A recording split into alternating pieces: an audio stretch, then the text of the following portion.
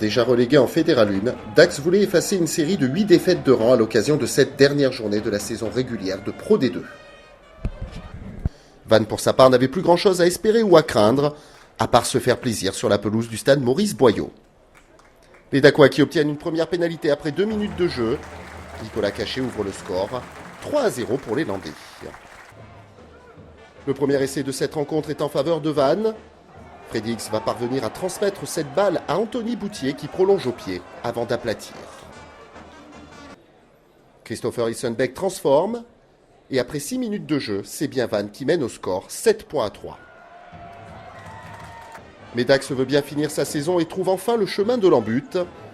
Idéalement servi par son capitaine Guillaume Devade, c'est Julien de Chavannes qui pointe une première fois victorieusement dans l'embut. Avec la transformation de Nicolas Cachet, Dax reprend l'avantage au tableau d'affichage et mène 10-7 après 20 minutes de jeu.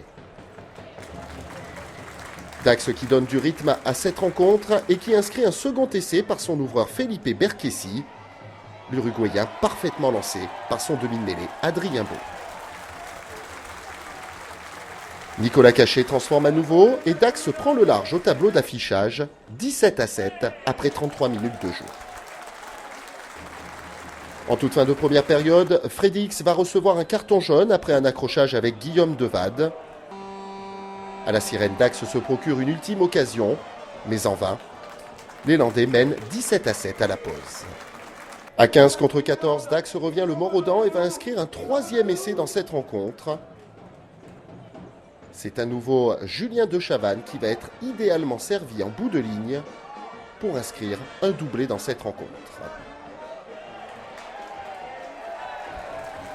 Du bord de la touche, Nicolas Cachet va cette fois-ci rater la cible. Malgré tout, Dax s'envole au score et mène 22-7. Puis 27-7 après un nouvel essai. Un essai d'avance cette fois-ci.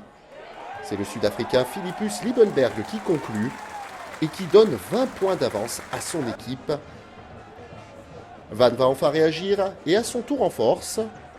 Au ras de ce regroupement, c'est Rémi Piquet qui va venir inscrire le deuxième essai du RCV. Christopher Ilsenbeck ajoute 2 points. Vannes n'est plus mené que par 27-14 après 52 minutes de jeu. Dax relance à nouveau la machine et pilonne la défense adverse. C'est à nouveau le Sud-Africain Philippus Liebenberg qui s'arrache et qui inscrit à son tour un doublé dans ce match. 32-14 puis 34-14 avec cette nouvelle transformation de Cachet. À 20 minutes du terme de la rencontre, le break est fait pour Dax. Vannes va alors jouer son va-tout dans cette rencontre et va trouver une nouvelle fois la faille. C'est Étienne Delangle qui y va à son tour de son essai.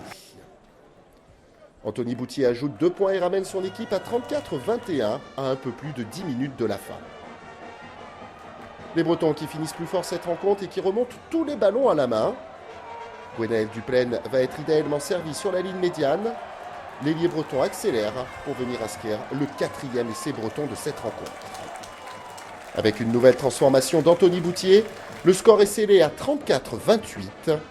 Dax quitte la Pro D2 avec une ultime victoire à domicile.